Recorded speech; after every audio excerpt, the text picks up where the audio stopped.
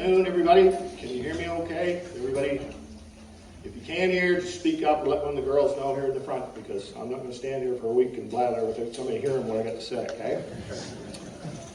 On behalf of the family, I want to thank you all for coming. Not much more to say than that. I knew Kevin for 64 years, so just sit back and relax for about an hour or so and I'll get this over with. When we were little kids, I was always jealous of Kevin and Billy Gates, because they lived next door to their grandmothers. Didn't matter how much trouble they got into from their mother and or father, they just had to run like a rabbit for 100 yards, and Grammy was there to take the poor babies in and give them cuddles and cookies to make it all better.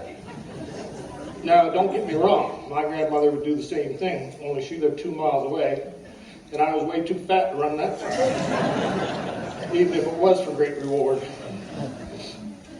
We grew up like all simple kids, breaking a bone here and there, getting minor concussions from bike and toboggan accidents, but it seemed like that was part of growing up.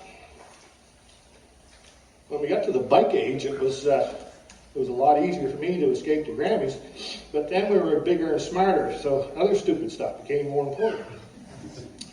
Jack and Max both bought snowmobiles, which opened up a whole new source of entertainment.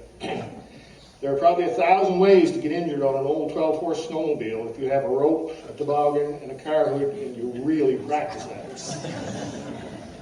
When we moved from the city of Millville to Battle Street, now known as the Hall Road, we were closer to Kevin's house, so it took less time to get together to think of stupid stuff. I'll always remember the day Kevin got his brand new Kawasaki motorbike. He came burning across Cecil's Field toward our house, except he forgot the big hump in the lawn by the basement door. When he hit that, him and the new motorbike soared towards the sun. They both landed not so gracefully on the lawn. When he came to, we quickly checked the bike for wounds, which weren't too bad for a bike 2 hours old, so off we went on another adventure. As the years went by, the adventures became more complex, but the end result seemed pretty much always the same. We went through the serious hunting and fishing stages, then somebody invented girls, which is a totally different vision. Then came the mysterious alcohol stage, where as young punks we would drink stuff that tasted like piss, mostly for the thrill of puking your guts out shortly after intake. It took a few years to figure out that fact, but just like everything else, we did. One Christmas, Kevin got a 100-drink bar and mixer book. And with the wisdom of Moses, he decided we should try every drink in the book. He came to Mom's as proud as Frodo on one of those days when he gives us $20 million away. He, David, Uncle Vincent Lutz, and I started our own Christmas miracle. These drinks were quite sophisticated. Some required vermouth, which he had for some reason. Well, not another reason. Raw eggs, even beef bouillon cubes, which were foreign to all of us, but we found some somewhere in the neighborhood. If you haven't tried a drink with beef bouillon cubes, don't. Anyway, we had to travel around a little to find ingredients since the stupid stores were all closed because of Christmas. By late evening, our quartet was beginning to slow down in its drive to finish the book. I don't remember what letter we were at, but it was somewhere between Bright 74 and Manhattan. Uncle Vincent took on the tough ones first, because he was older and a lot smarter. The four of us were never allowed together at Christmas again, and I never saw or heard of that mystical book again. I finally had to teach Kevin and Danny the real art of drinking one night when we were up to camp. About 3 o'clock in the morning, I was dry. I had rum, no mix left. So I rattled around the camp, which woke up the sleeping babies by mistake, until I found a can of peaches. I poured rum in a cup, stabbed the can, dumped the juice in for mix, and I could still hear the profane language thrown at me while my now wide awake, used-to-be buddies cursed me and gagged about my actions. Any time since then, If that lovely evening was brought up in conversation, I still get the same undeserved criticism, and Kevin still would laugh and gag at the same time. When I was writing these notes, I sort of forgot the cider phase that Kevin and I went through. That period was mostly after I bought my orchard, which made the raw material readily accessible, and if you could get an unswished barrel, life was good. We went through many experiences like the night we loaded a bin of frozen apples onto Kevin's truck, and being in a rush, nobody remembered to shut the tailgate. When he turned to my driveway, he cut short, and 800 pounds of frozen apples skittered around the yard, just like marbles, like 10,000. Thank the Lord there was no snow on the ground. We had a tight timeline to get to Donnie Ogilvy, so we gathered them all up in record time. Then there was a time Kevin and Wayne Tupper and I were putting 2 barrels in Wayne's mother's basement. The first one went down okay. The second one went through the basement steps and almost over Wayne before she came to a halt. Wayne was slightly wounded in one leg, but the cider barrel was okay, so we just carried on. We used to bottle the whole barrel.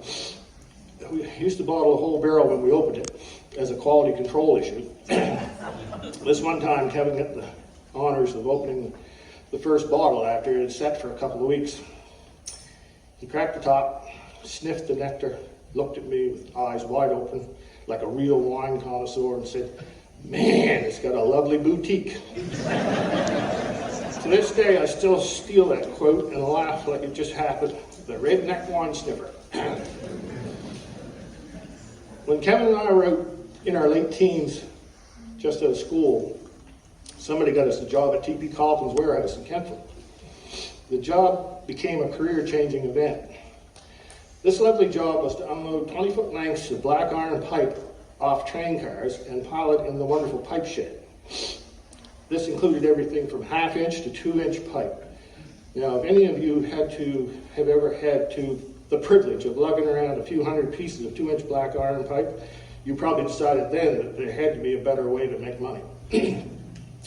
It all went in the shed lengthwise, which meant pushing until your pooper almost popped to get the big stuff all the way in. The other guys that worked there knew it was a nice job because they wouldn't even look us in the eye when they walked by, probably thinking, suckers. Anyway, by the time that job was over, Kevin decided the job his father had for him at Weevex wasn't such a bad idea. I, on the other hand, took to the farming life at Malcolm D. Keddy Farms. That was heaven compared to Calkins, even though not as muscle building. A few years later, he and I got the brilliant idea to go into the firewood business as a way to get rich. We bought a woodlot from Hazel Haskell back at the TACAD site. It would take an hour to drive Jack's old 1954 Ferguson tractor back there on a frosty fall Saturday morning. And most of the time, the first couple of hours were painful, mostly because of the Friday night before. We would cut and load a cord of beautiful beech wood 4-foot lengths, then try to get it out of the woods. We didn't have fancy equipment like chains or cinches, and gravity didn't always work. We loaded one load 4 times before it was to the road, and then drove it to Millville and sold it for $40 a cord. And that get-rich scheme only lasted a couple of years, and we sold it to smarter people.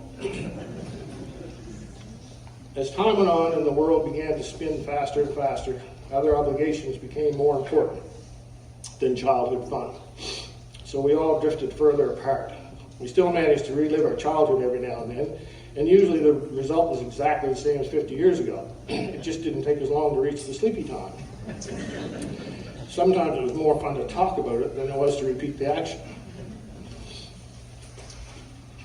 When we started the lodge, it brought us back, at least for a few hours a week, with the loss of Richard, Becky, Adrian, and now Kevin.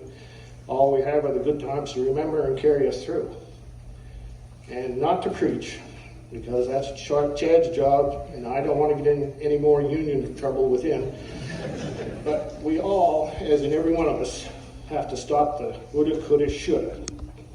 I know it's hard, but it isn't what Kevin would want, and it just eats you up. In closing, I would like to say we have lost another esteemed lodge member. I have lost a lifelong friend, and his family is devastated. We must all help them in any way we can, and never forget the good times. Thank you.